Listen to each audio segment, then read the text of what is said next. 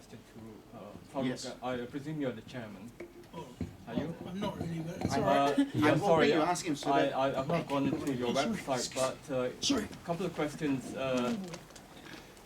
Sorry. Who are the committee members of MCLM, and whether there is any link between yourselves of MCLM and Friends of Pakatan? All right. Yeah. Well, MCLM, basically, the chairperson is Raja Petra.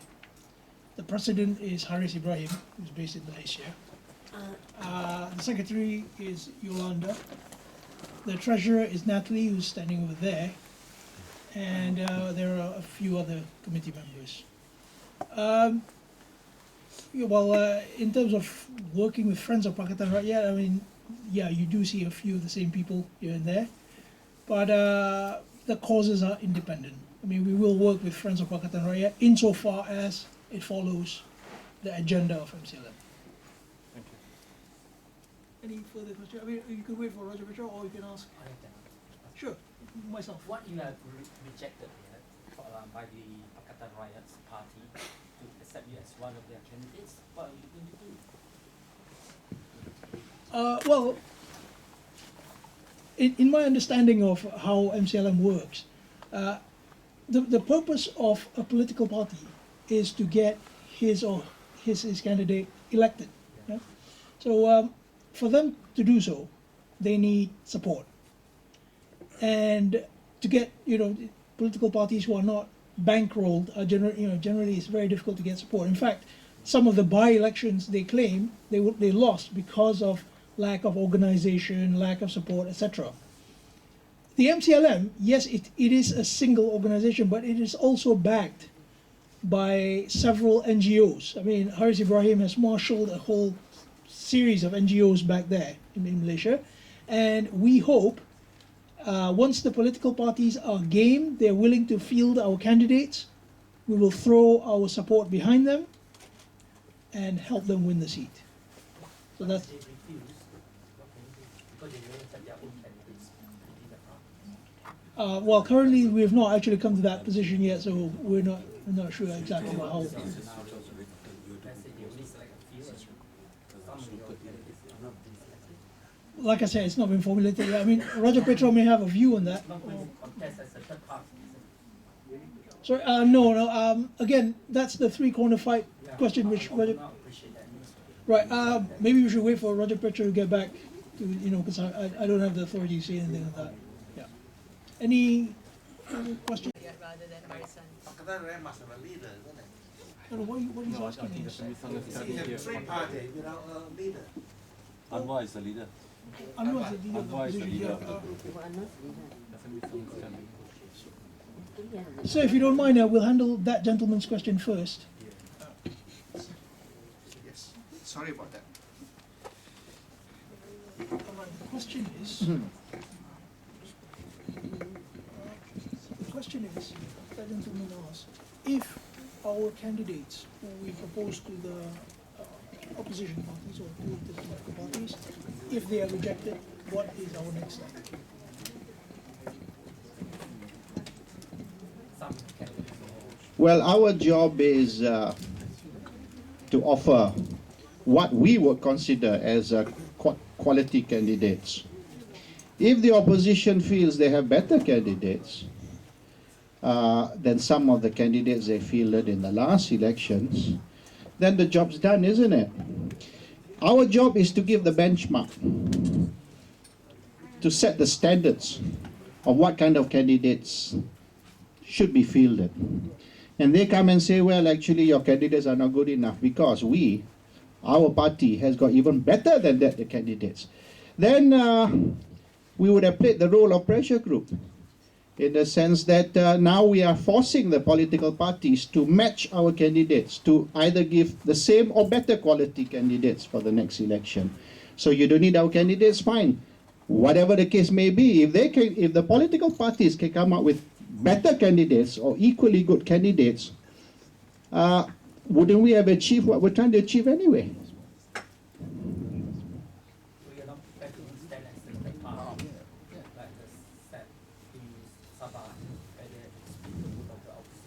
Sorry? You're not prepared to like stand as independent candidates if you are rejected. No, our objective is to offer good candidates. If they can do it without us, then we would have achieved what we want to achieve, isn't it? I mean, we do not want to contest the election. We want to offer candidates, so help you get good candidates. No need, not necessary anymore. Why do we want to put two very good candidates out there? I mean, we only need one Malik Imtiaz. We don't need two Malik Imtiaz in the same seat, do we? 30-second hypothetical, just expanding on his question. Sorry, sir, that gentleman has asked a question over there. The gentleman Mhm. next to him, he's asking if whether we've spoken to the heads of political parties and whether we've spoken to Pakatan Rakyat as a single organization. Well, the thing is, Barisan Nasional is a registered party, a legal entity, yeah? So you can talk to Barisan Nasional. And the reality of the situation would be you talk to UMNO. When you talk to UMNO, it means talking to Barisan Nasional, because UMNO will decide on behalf of Barisan Nasional, and MCA and MIC will wag their tails and follow only lah, you know, running dog style. But when it comes to the opposition, Pakatan Rakyat is not registered. They've even announced 2 days ago they're not even going to have a common logo. So they're not going to contest the election as Pakatan Rakyat. They're going to contest election either as PAS, PKR, or DAP. Pakatan Rakyat is not contesting the election. Pakatan Rakyat is just an understanding, yeah? At least in that sense, MCLM is more legal, because MCLM, we are a formalized body. We have a bank account. Pakatan Rakyat doesn't have a bank account. How to set up a bank account? Because in Malaysia, you need to go to the ROS first, Register of Societies, and after you go to ROS, then you get your certificate. Then with your certificate, you go to the bank to open a bank account. If not, you can't even have a bank account, you know. So how to talk to Pakatan Rakyat? We can talk to PAS, we can talk to DAP, and we can talk to PKR. And yes, we are talking to all three. In fact, I spoke to Anwar when he was here recently. I've explained everything that we are going to do. I even explained the People's Voice and People's Declaration. And I've explained that this is not something new. Do you know the People's Voice and People's Declaration was actually drawn up 12 years ago? But only now we are giving it prominence. The People's Voice and People's Declaration was actually created before Barisan Alternative. So don't talk about Pakatan Rakyat. Pakatan Rakyat is 2008. We talk about Barisan Alternative, which is 1999. We already had that first. Do you know the MCLM was actually started in 2004, 6 years ago? But at that time we tried to register, we couldn't. We call it the Malaysian Civil Liberties Society. But then society, you know, people think we're going to do bird watching and all. So we change it to movement. So movement is, you know, to give a better idea of what we are, you know. But it's a 6-year-old thing. Finally, we got it formalized. And People's Voice, People's Declaration is a 12-year-old thing. Here or in Malaysia? In Malaysia, all in Malaysia. Everything was done in Malaysia, you see. So all this what we are doing, whether it's People's Voice, People's Declaration, MCLM, or it was all even before there was a Pakatan Rakyat, we were already starting this, you know. In fact, even before there was even a Barisan Alternative. There was no even Parti Keadilan yet, you know, at that time. At that time there was a movement, just like MCLM, and the movement was called Adil. It was called Adil, and eventually became Keadilan, the party. But before that, it was called Adil, you know. It was an NGO also. So for all intents and purposes, we are not reacting. Some people say, oh, since Zahid has left, oh, please, this got nothing to do with Zahid. Let me tell you now, Zahid is going the political route.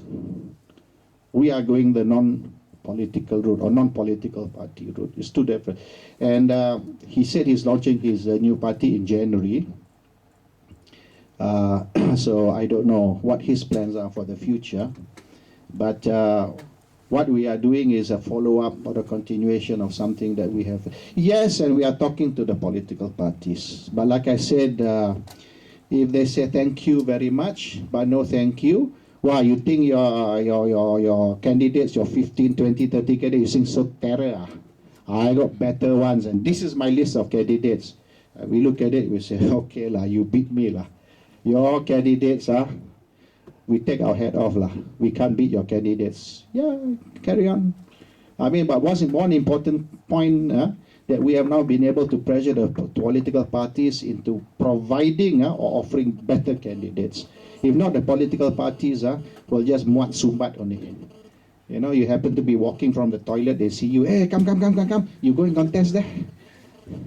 And say, how can I contest? You're not going to win anyway, never mind. And suddenly the bugger wins.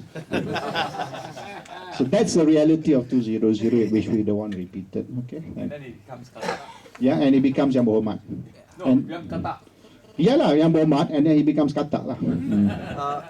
The 30-second hypothetical, okay, what happens if a party insists on fielding a candidate that you know is unsuitable? Maybe he's like Zul Nordin or Ibrahim Ali or something.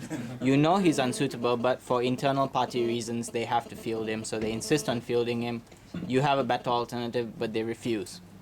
What, do you have any idea what you want to do then? You know he's unsuitable. Then that seat will go to Barisan Nasional. Okay. I'll tell you a little story. I've told this story before. 2000 elections, I was told, well, I was not told, I was requested to go and campaign a few areas. So I went and campaigned in a few areas. And one of the areas I campaigned for was in Klang. Well, Klang, as you know, is called a royal town, Bandar Di Raja. So I thought, okay, that's where my forefathers came from, my ancestors came from, so I went to Klang. And I contested, I campaigned in Pandamaran, which is one of the state seats. And then I campaigned in Port Klang, parliament seat. So Pandamaran was contested by Ronnie Liu, DAP. The parliament seat was contested by Charles Santiago. He's a water engineer, professional. He's a parliament seat. There was another state seat also. And that state seat was Pelabuhan Klang. And the Pelabuhan, they put a chap called Badrul. And that seat was a PKR seat, keadilan seat. So we had parliament seat under DAP, one state seat under that same parliament seat, DAP, and another seat under PKR. And there was a very strong PAS branch. But of course, Pandamaran, is all Chinese and Indians, mostly Chinese Indians, very few Malays. So no point to give the seat to PAS. But this guy, PKR, was Malay. And but it's a big problem, because there's a very large Indian and Chinese population there. So we mobilized the PAS people to come and help. And then we got the Makal Sakti.